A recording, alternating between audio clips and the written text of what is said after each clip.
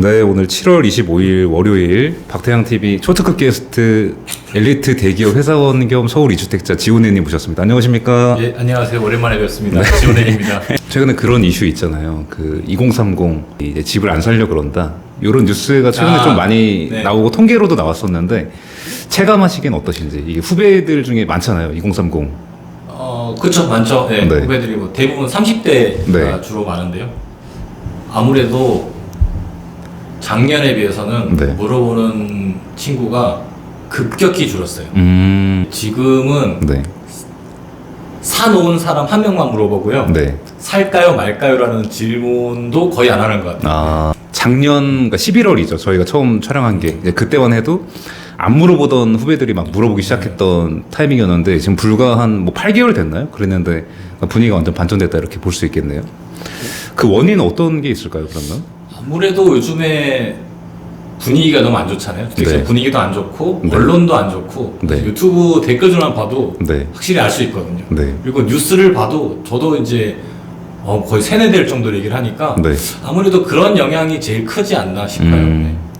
그러니까 사실 지훈혜님은 대기업 그 회사원으로 이렇게 직장 다니시면서 또 뭔가 부동산 장기 투자자라고 해야 될까요? 그 가치 투자 위주의 그쵸, 사면 안 팔죠. 사면 안 판다 이런 주의로 뭔가 좀 성공적인 케이스라고 볼 수 있는데, 그러니까 직장인으로서 할 수 있는. 근데 이런 후배들 보면 최근에 좀 어떤 조언 해주고 계신가요? 지금 좀 아끼는, 예를 들면 네. 아끼는 후배가 있다. 근데 선배 저 원래 작년에 집 살려다가 그냥 포기했어요. 그냥 뭐 명품 살려고요. 그냥 BMW 살려고요. 만약 이러고 있다. 그러면 그쵸. 그러면 네. 포기하지 마 그러죠. 포기하지 마. 네. 근데 금리가 이렇게 올라가는데 어떡할까요, 선배? 뭐 집 살 수도 없잖아요, 지금. 그래도 포기하면 안 되죠. 그러니까 집을 네. 없이 살 수는 없잖아요. 네. 그 결국 언젠간 집은 사요. 네. 근데 보면 언제 사느냐가 이제 문제인데 네. 보통 제가 알기로 평균적으로 우리나라에서 이제 주택을 구매하는 나이대가 네. 40대로 알고 있어요. 아. 첫 집을 구매하는 나이대가. 근데 그 30대에 이제 뭐 작든 크든 시작을 네. 하는 거하고 40대 시작하는 거하고 네. 제가 봤을 때는 그 끝은 상당히 차이가 많이 나더라라는 거를 저는 좀 많이 느끼고 그렇게 생각을 하고 있거든요. 네. 그렇기 때문에 저는 30대 이제 후배들이 포기하고 차 살려고 그러면 네. 야, 일단 집 사놓고 사. 이렇게 좀 많이 그죠 동결을 네. 하는 편이죠. 여전히. 네. 선배, 근데 집값 빠지지 않을까요? 빠졌을 때 사면 되는데, 그 지금 너무 고점 아닌가요, 솔직히? 많이 올랐잖아요. 그러니까 저는 그런 걸 그렇게 빠져도 네. 되니까 네. 그래도 사라고 얘기를 하고 싶어요. 네. 물어보는 친구가 잘 없긴 하지만 네. 이게 참 그 구매력이 많이 떨어졌다고. 네. 실제로 월급이 떨어진 건 아니거든요. 그쵸. 네. 금리가 올랐다고 얘기를 하는데 물가가 올라가고. 네, 물가가 오른 거죠. 네. 그리고 물가랑 금리가 올랐는데 되게 좀 약간 안타까운 건 금리가 올랐는데 본인이 이자를 그러면 얼마를 내야 되는지 몰라요. 네. 예, 올라서 그러면 내가 집을 살려고 얼마를 대출해야 되는지 모르는 경우가 태반이에요. 네. 그러니까 그것보다는 사실은 제일 저는 큰 이유는 일단은 집값이 내릴 것 같다 네. 라는 생각이 가장 큰 것 같아요. 네. 그래서 그렇기 때문에 이제 뭐 안 살려고 하고 이제 손해보기 싫다라는 마음이 강한 것 같아서 네.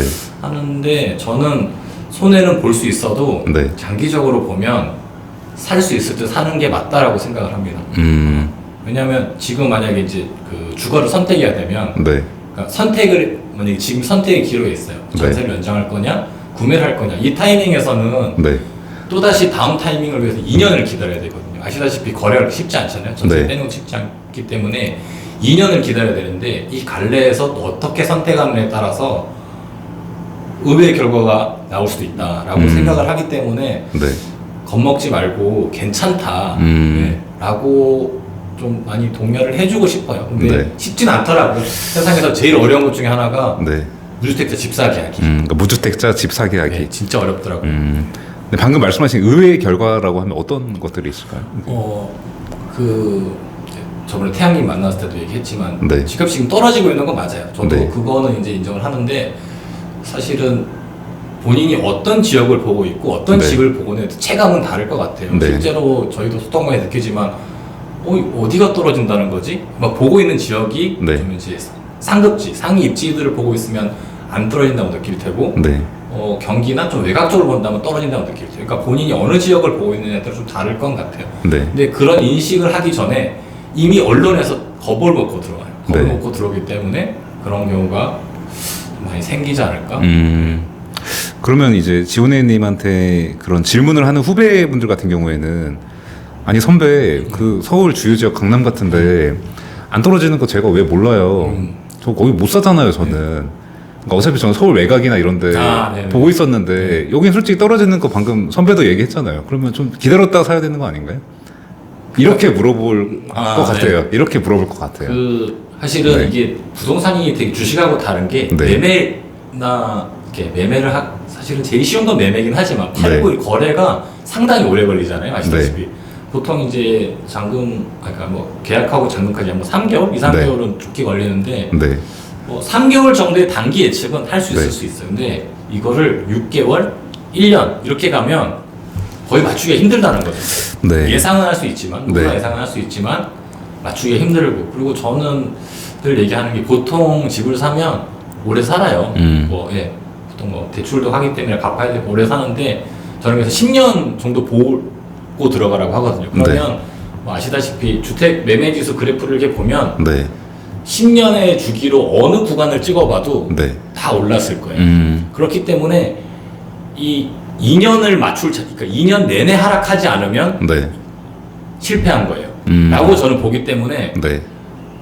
저는 이 단기 위험을 무릅쓰고라도 네가 2년에 확신이 없으면 네.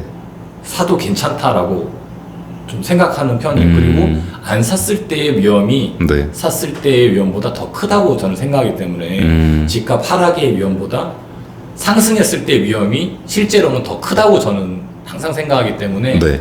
그거를 좀 이렇게 당장은 그럴 수 있겠지만 길게 보면 결국엔 이기는 게임이다라고 생각을 하기 때문에 네네. 여전히 권하는 권하고 싶어요. 사실 네네. 요즘 아까 말씀드린 네. 물어보는 친구도 잘 없기 때문에. 네. 그래서 이제 단기적인 그런 상승 하락은 그러니까 맞추지도 못할 뿐더러 네. 어차피 집은 한 번 사면은 뭐 짧아도 뭐 7, 8년 이런 주기이기 때문에 그렇게 단기적인 상승 하락을 맞추려고 하지 말고 네. 그러니까 10년을 본다고 하면은 웬만한 지역을 다 찍어봤을 때 10년을 찍어봤을 때 상승하지 않은 곳이 잘 없기 그렇죠. 때문에 특히 서울 같은 데는 단기적으로 가격이 조금 빠지더라도 네. 지금 사는 게 더 뭔가 합리적인 판단이다 이런 조언을 해주신다고 볼 수 예, 있겠네요. 저는 그게 합리적이라고 네. 생각을 해요. 이게 네네. 잘 말이 어렵긴 한데 네. 돈을 잃는 거는 괜찮아요. 네. 근데 내가 원하는 곳에 살 수 없다는 게 저는 네. 그러니까 리브 네. 할 수 없다는 게 저는 가장 큰 리스크라고 생각을 하거든요. 네. 그렇기 때문에 사라고 조언을 이제 뭐 평소에도 그렇고 많이 하는 편이죠. 왜냐하면 이게 2년 전에도 네. 저희가 되게 아실 거예요. 그 집값이 상승하기 직전까지 얼마나 그때도 사실 부정론이 엄청 많았었잖아요. 그렇죠. 근데 그때도 맞추지 못했어요. 네. 그 타이밍을 맞추지 못했는데 네. 그래서 그때 사실 주변에 집을 판 친구가 있어요. 네. 저는 그때 이제 갈아타기를 했었어요. 그러니까 남들이 보면 이상할 수도 있죠. 누구는 집을 팔고 고점이라고 생각. 근데 이 차이가 이렇게 지금 엄청 상승을 했잖아요. 올랐는데, 그러니까 걔는 본인이 맞출 거라고 생각하고 들어갔는데 못 맞췄어요. 네. 그래서 그 지역을 다시 진입하는데 없던 대출이 생겼어요. 네. 한 2억 정도가 대출을 해서 네. 다시 이제 따라 들어갔는데 저는 내리는 거는 상관이 없었던 거죠. 네. 그냥 진입해 있으니까 이 집값이 왔다 갔다 하니까 나는 네. 그냥 내가 필요한 집으로 차액만 집으로 옮겨 놓으면 네. 또 어차피 같이 따라 오르락 내리락 하니까 네. 저는 주거는 일단은 보장은 되니까 거기에 대한 가치가 제일 크다고 봤죠. 이거를 한 번 더 틀리면 그 지역으로 다시 못 들어가요. 그래서 저는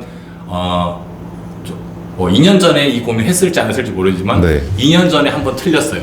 일단 한 번은 틀렸죠. 네. 2번 틀리면 그게 더 큰일 나는 거죠. 너는 이제 뭐 봤던 지역에 따라 다르겠지만 서울을 네. 봤으면 경기도로 가야 되고 뭐 경기도를 더 외곽으로 가야 되고 이렇게 네. 자꾸 밀려나는 게 사실 가장 큰 리스크라고 보기 때문에 이 단기 등락에 대한 돈 조금의 리스크보다는 네. 그게 가장 큰 리스크라고 보기 때문에 장기적으로도 보면 그래서 늘 걱정하지 말고 네가 가장 필요한 건 집이 아니냐. 네. 돈을 왜 버는데 네. 필요한 걸 사기 위해서 하는 거죠. 근데 돈은 손해 볼 수 있는데 필요한 걸 못 사는 게 저는 가장 큰 리스크라고 보거든요. 네. 그렇기 때문에 저는 언제든 타이밍이 살 수 있는 능력이 되면 사라라고 저는 얘기를 합니다. 네.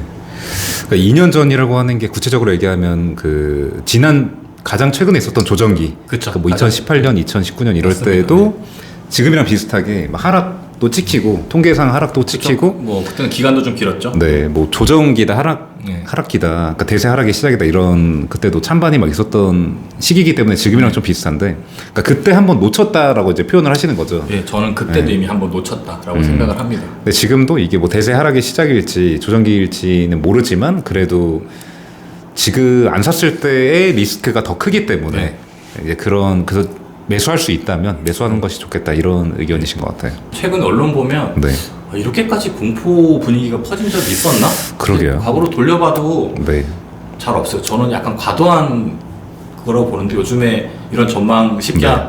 하면 돌맞기 식단이기 때문에 그쵸. 하긴 그렇지만 태양님하고 저는 얘기했지만 네. 태양님은 집값이 오를 수도 있다. 네. 반등할 수도 있다라고 보고 오를 것 같다라고 네. 얘기했었죠. 저는 오를 수도 있다. 조금 네. 약하긴 하지만 근데 반등이 나오면 여기서 반등이 나오면 진짜 더 큰일 날 것 같다. 왜냐하면 지금 뭐 금리도 그렇고 정책도 그렇고 거의 네. 이제 예전에 보면 엄청 그 불리한 상황이잖아요. 네, 그 시장에. 네. 근데 이럼에도 불구하고 뭔가의 요인에서 반등이 나온다라고 하면 저는 여기서 더 틀리면 진짜로 큰일 난다. 이제. 네. 그렇게 생각해서 저는 오르는 게 그 위험이죠. 네. 못 따라가니까. 네, 그게 가장 그 계단을 이렇게 올라가야 되는데 이 계단이 한 칸이 너무 넓어지는 거예요. 그쵸. 그렇게 되면 올라가는 것 자체가 너무 힘들기 때문에 네, 올라가 있을 때 올라가 놓는 게 음, 설령 떨어진다 해도 그게 더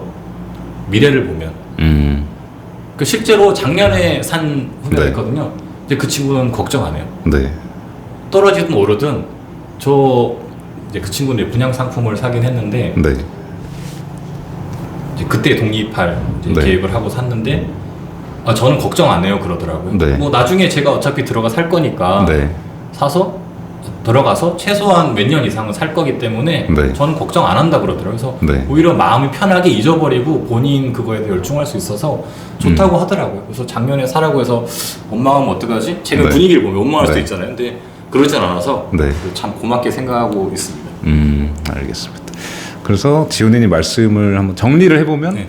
살 수 있는 후배들한테는 사라고 조언을 해주고 싶다. 네. 2030. 돈 때문에 돈을 조금 그러니까 기분상 손해 볼 수도 있죠. 네, 근데 기분상 손해 보는데 예를 들어서 뭐 5억짜리 집이 네. 한 10% 5천만 원 떨어졌어요. 네, 언젠간 오른다는 거는 저는 확실히 믿거든요. 네. 그리고 아까 10년 주기로 그어보라는 게 언젠가는 주식과는 다르게 네. 대부분 회복이 돼요. 거의 네. 100% 회복이 될 거예요. 95% 정도는.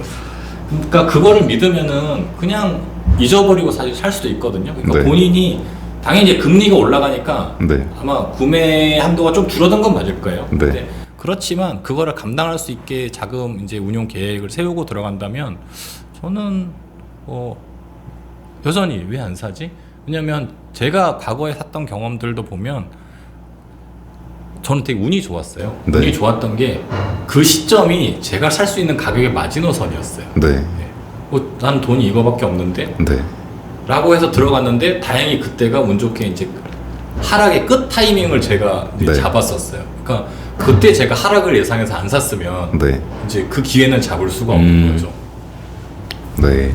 그래서 이 엘리트 대기업 회사원 겸 서울 이주택자 지원해님은 후배들한테 지금 시장 전망이 물론 불투명하고 뭐 다소 하락할 수도 있겠지만 그러니까 그 후배가 보는 지역이 그래도 가능하다면 네. 지금 매수를 권유하고 싶다. 그러니까 내가 나중에 거주할 수 있는 곳에 그러니까 이런 의견 전해주신 것 같고 그리고 오늘 지원해님이 오랜만에 촬영을 또 임하다 보니까 또 다소 긴장을 좀 하신 것 같은데 그리고 아까 지원님도 말씀하셨지만 그 뭐 단기적인 전망뿐만 아니라 그냥 집값 전망 같은 거에 대해서 맞추기도 어려울 뿐더러 네. 뭐 의미가 없을 수도 있겠지만 뭐 참고가 될 수도 있고 이러니까 저희의 생각을 한번 제 전망에 생각이요? 대해서 마이크 한번 좀 가까이 해주시고 저는 사실 최근에 좀 이렇게 직접적으로 많이 느끼고 있는 게